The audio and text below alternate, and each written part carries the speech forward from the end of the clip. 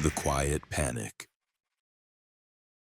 You guys have been absolutely flooding my comments asking for this one, and honestly, I wasn't sure I was ready to dive into something this dark.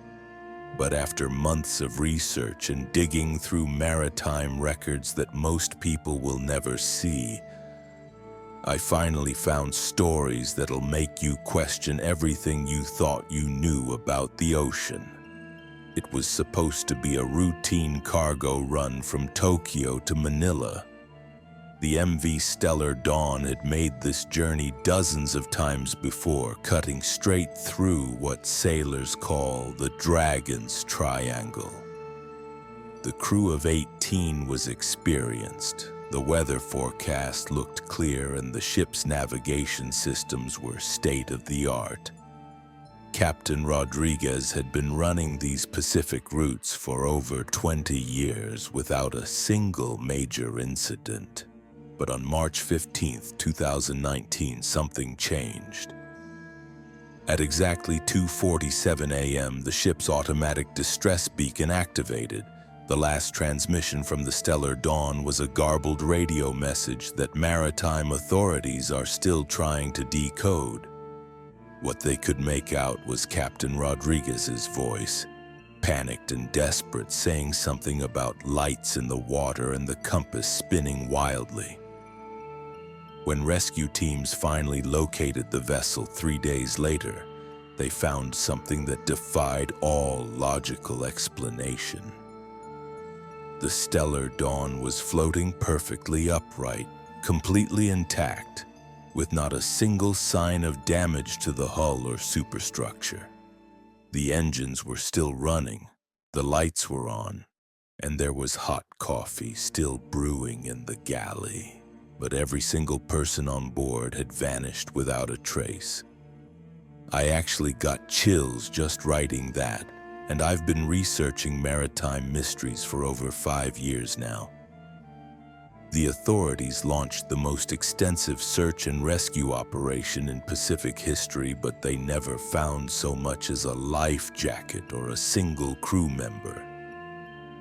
The official report classified it as an unexplained maritime incident, but those of us who dig deeper know there's way more to this story.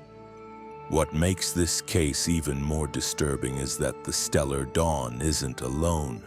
This exact same phenomenon has been happening in the Devil's Sea for decades, and the pattern is always identical. Ships found floating empty, crews vanished, no signs of struggle or distress. The maritime insurance companies have quietly started refusing coverage for vessels traveling through certain coordinates in this region. Now, before you think this is just some internet conspiracy theory, let me tell you who I am and why you should trust what I'm about to share with you. My name is Marcus, and I'm a former Coast Guard investigator who spent 12 years analyzing unexplained maritime incidents. I've personally examined wreckage from over 300 cases, interviewed survivors from disasters that never made the news, and I've seen evidence that would make most people lose sleep for weeks. But here's what really convinced me to make this video. Last month, I received a package from someone who claimed to be a retired Japanese maritime official. Inside were declassified documents, photographs, and audio recordings from incidents dating back to the 1940s. The stuff in this package is so disturbing that I honestly debated whether I should even share it with you guys. However, after going through everything multiple times and cross-referencing it with other sources I've found over the years, I realized that people deserve to know the truth about what's really happening out there. The Devil's Sea, also known as the Dragon's Triangle, has been claiming ships and lives for generations, and the patterns I've discovered will absolutely blow your mind. In this video, I'm going to walk you through 3 of the most documented cases of ghost ships found in the Devil's Sea. These aren't just stories or legends passed down by old sailors in waterfront bars. These are real incidents with official reports, witness testimonies, and physical evidence that's been covered up by maritime authorities for decades. But first, let me give you some context about this region that most people don't understand. The Devil's Sea is located in the Pacific Ocean, roughly between Japan, the Philippines, and Guam. It covers an area of about 750,000 square miles, making it slightly larger than the more famous Bermuda Triangle. What sets this region apart isn't just the number of disappearances, but the absolutely bizarre nature of how these incidents unfold. Unlike typical maritime disasters where you find debris fields, oil slicks, or wreckage scattered across miles of ocean, the Devil's Sea presents us with something far more unsettling. Ships are found completely intact but completely empty, as if the crew simply decided to abandon a perfectly functional vessel in the middle of the ocean for no apparent reason. The Japanese Maritime Safety Agency has been quietly documenting these incidents since the end of World War II, but their reports are classified at the highest levels. What I managed to obtain through my sources represents just a fraction of the total cases, but it's enough to establish a pattern that's both consistent and terrifying. Every single ghost ship discovered in this region shares the same characteristics. The vessel is found floating normally with all systems operational. There are no signs of struggle, violence, or emergency evacuation. Personal belongings are left exactly where they would be during normal operations. Meals are often found half-eaten, with food still warm in some cases. And most disturbing of all, the ship's logs always end abruptly mid-sentence, usually during routine entries about weather conditions or navigation updates. But here's where it gets really weird. In several cases, investigators found evidence that the crew had been engaged in normal activities right up until the moment they vanished. Security cameras on some of the more modern vessels show crew members walking around, performing their duties, and then suddenly the footage just cuts to empty corridors and abandoned workstations. One particular case from 2016 involved a research vessel called the Horizon Explorer. The ship was equipped with dozens of cameras throughout the vessel, recording everything from the bridge operations to the crew quarters. When the ship was found drifting empty near the Mariana Trench, investigators recovered over 40 hours of footage from the days leading up to the incident. What they saw on those recordings has never been released to the public, but according to my source, who was part of the investigation team, the footage shows crew members suddenly stopping whatever they were doing and walking toward the deck in perfect synchronization. The cameras captured them moving like they were in some kind of trance, completely ignoring the voices of their colleagues who were trying to get their attention. The final frames show the affected crew members reaching the ship's railing and then simply stepping over it into the dark ocean water below. No hesitation, no fear, no struggle. They just walked into the sea like they were following some invisible command that only they could hear. Now I know what you're thinking. This sounds like something out of a horror movie, and trust me, I wish it was just fiction. but the evidence I've compiled from multiple sources, including official maritime records, survivor testimonies, and leaked government documents, all points to the same conclusion. Something in the Devil's Sea is causing entire crews to abandon their ships and disappear without a trace. The three cases I'm about to share with you represent different time periods and different types of vessels, but they all follow the exact same pattern. These stories will show you that whatever is happening in the Devil's Sea isn't random or coincidental. There's an intelligence behind these incidents, something that's been operating in these waters for decades, possibly longer. But before we dive into the first case, I need to warn you about something. The information I'm about to share has been suppressed by maritime authorities and government agencies for good reason. Some of you might find these stories disturbing or unsettling, and honestly, that's a completely normal reaction. What's happening in the Devil's Sea challenges everything we think we know about the ocean and what might be lurking beneath its surface. The first case takes us back to 1987. When a Japanese fishing fleet encountered something that would change maritime safety protocols forever. The Kiko Maru was a 40-foot commercial fishing vessel that had been working the same waters east of Okinawa for over 15 years. Captain Tanaka and his crew of 6 knew these fishing grounds better than their own backyards, and they'd never experienced anything unusual during their countless trips through the area.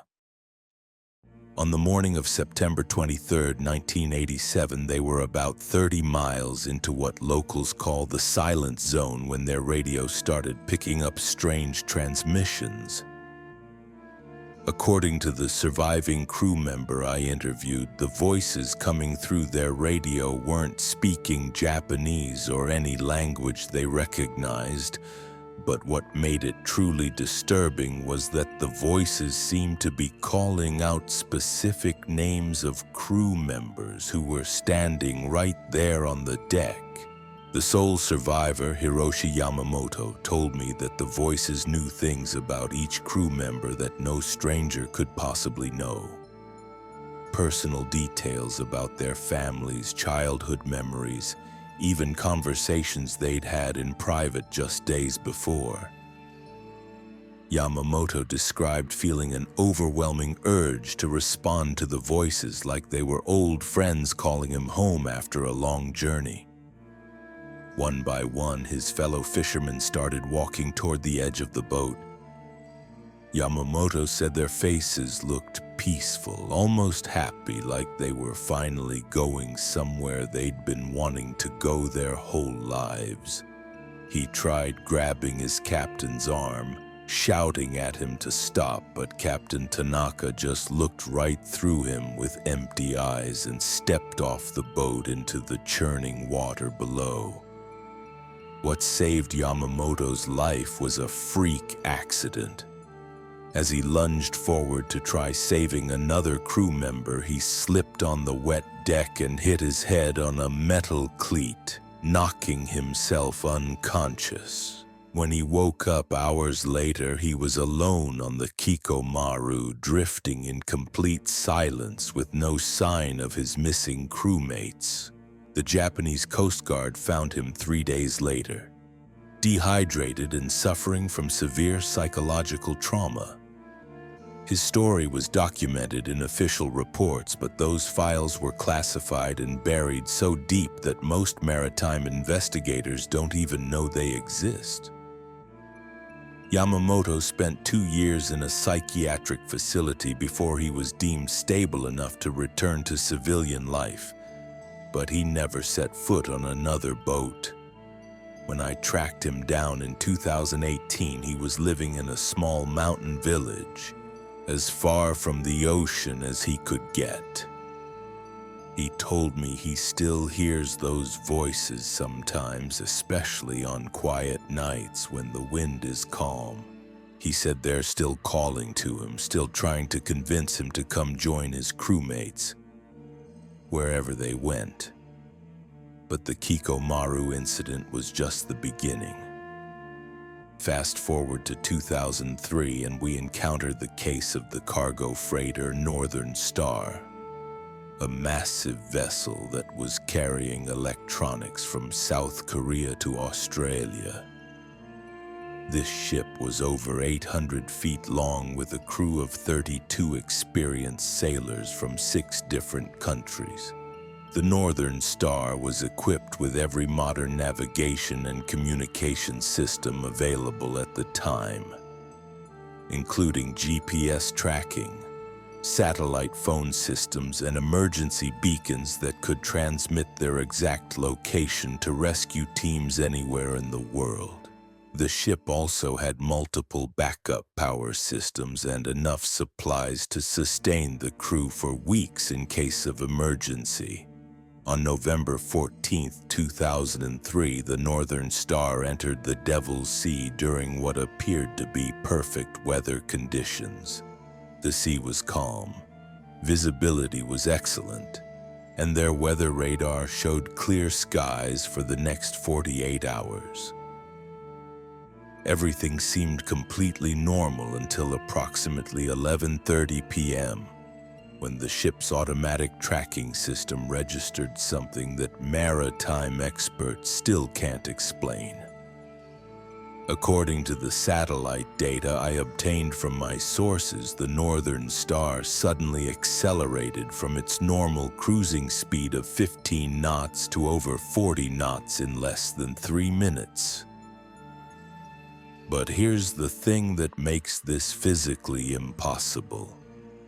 The ship's engines were operating at normal capacity, and there were no strong currents or weather conditions that could account for this dramatic increase in speed. Even more bizarre, the ship's GPS coordinates showed it traveling in a perfectly straight line toward a specific point in the ocean that had no navigational significance whatsoever.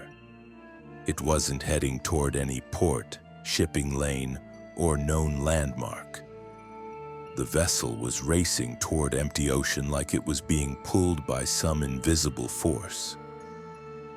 The last transmission from the Northern Star came at 11:47 p.m., just 17 minutes after the speed anomaly began. The message was brief and transmitted in broken English by someone who was clearly not the ship's regular radio operator. The voice said, "We see the lights now. They're so beautiful. We're coming home." When rescue teams located the Northern Star 6 days later, they found it floating dead in the water exactly at the coordinates it had been racing toward. The massive cargo ship was completely intact, with its engines shut down properly and all safety systems engaged, as if the crew had methodically prepared the vessel before abandoning it. But what investigators discovered in the ship's cargo holds defied all logic. The Northern Star had been carrying over $3 million worth of electronic equipment, all of it still in perfect condition and properly secured. Nothing had been stolen or damaged. More importantly, the crew's personal belongings were all accounted for, including wallets full of cash, expensive watches, and family photographs. The ship's security cameras had recorded everything up until the moment the crew disappeared. And what those recordings showed has never been released to the public. According to the investigator who reviewed the footage, the crew members can be seen going about their normal duties when suddenly they all stop what they're doing and look toward the ocean with expressions of pure joy and recognition. The footage shows them abandoning their posts simultaneously and walking toward the deck areas. But unlike the frantic evacuation you'd expect during an emergency, they moved with calm purpose, like they were following a predetermined plan. The final frames show crew members from different parts of the ship converging on the main deck, and then the cameras just capture empty corridors and unmanned stations. What makes the Northern Star case particularly disturbing is that investigators found evidence the crew had been experiencing these mysterious phenomena for hours before they finally vanished.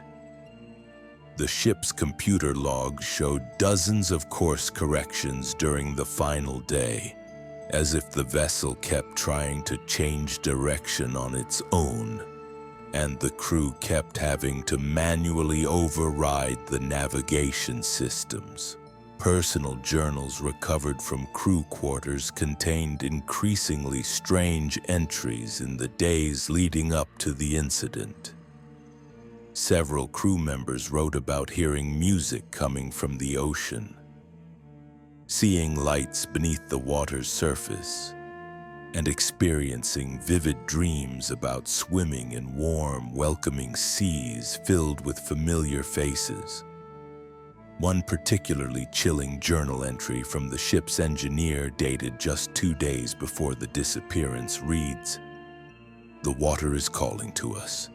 I can feel it getting stronger every hour we spend in these coordinates. It's not frightening anymore. It feels like coming home to a place I've never been but somehow remember perfectly." The third and most recent case brings us to 2021 and the research vessel Deep Explorer, a state-of-the-art scientific ship that was conducting marine biology surveys in the deepest parts of the Devil's Sea.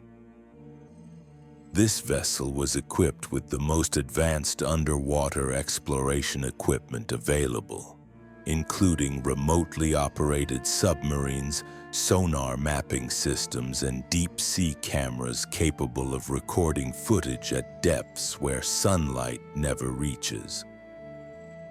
The Deep Explorer had a crew of 24 scientists and maritime specialists from universities around the world. These weren't ordinary sailors or commercial fishermen. These were highly educated researchers who understood ocean dynamics, marine psychology, and the scientific explanations for most maritime phenomena. On August 3, 2021, the Deep Explorer was investigating unusual sonar readings near an underwater trench that doesn't appear on any official maritime charts. The trench was discovered just weeks earlier by satellite imaging, and it appeared to be far deeper than any previously known oceanic formation in the region. The ship's final transmission was sent at 4:22 a.m. local time, and unlike the brief cryptic messages from previous ghost ship cases, this communication was a detailed scientific report that provides terrifying insight into what these crews might be experiencing during their final hours. Dr. Sarah Chen, the expedition's lead marine biologist, transmitted a 12-minute audio report that was automatically uploaded to the university's servers before the ship vanished. In her report, Dr. Chen describes discovering massive bioluminescent formations moving in coordinated patterns far below the ocean's surface. She describes these formations as appearing almost intelligent, responding to the ship's sonar pulses and underwater lights in ways that suggested deliberate communication. But what makes Dr. Chen's final report truly chilling is her description of how the formations began affecting her crew. She reports that team members started exhibiting unusual behavior after prolonged exposure to the underwater lights. Scientists who had been working together professionally for years began speaking in perfect unison, completing each other's thoughts and displaying knowledge about deep-sea phenomena that none of them had studied. The final portion of Dr. Chen's transmission is barely coherent, but what can be understood suggests that the entire crew had begun experiencing shared visions of an underwater civilization that was welcoming them to join something she described as the Eternal Research Project. When maritime authorities located the Deep Explorer 2 weeks later, they found all the scientific equipment still running and actively collecting data. The ship's computers contained thousands of hours of underwater footage that showed the same bioluminescent formations Dr. Chen had described. But the patterns and movements captured on camera were far more complex and organized than anything in her final report. What's most disturbing about the Deep Explorer case is that investigators found evidence the crew had been planning their disappearance for days. Personal logs and research notes showed that the scientists had begun referring to their mission as joining the Deep Expedition and making preparations for what they called the final dive. The ship's emergency equipment had been systematically disabled, not in a way that suggested sabotage or panic, but methodically, as if the crew wanted to ensure they couldn't be rescued or tracked once they made their decision to leave the vessel. These 3 cases, spanning over 30 years, reveal a pattern that maritime authorities have been desperately trying to keep hidden from the public. The Devil's Sea isn't just claiming ships and crews through natural disasters or mechanical failures. Something in these waters is actively communicating with human beings, influencing their behavior, and ultimately convincing them to abandon everything they know and disappear into the depths. The evidence I've compiled suggests that whatever is responsible for these disappearances has been operating in the Devil's Sea for far longer than official records indicate. Local fishing communities in Japan and the Philippines have stories dating back centuries about vessels that sailed into certain areas and were found empty days later, drifting with their sails still set and meals still warm on the table.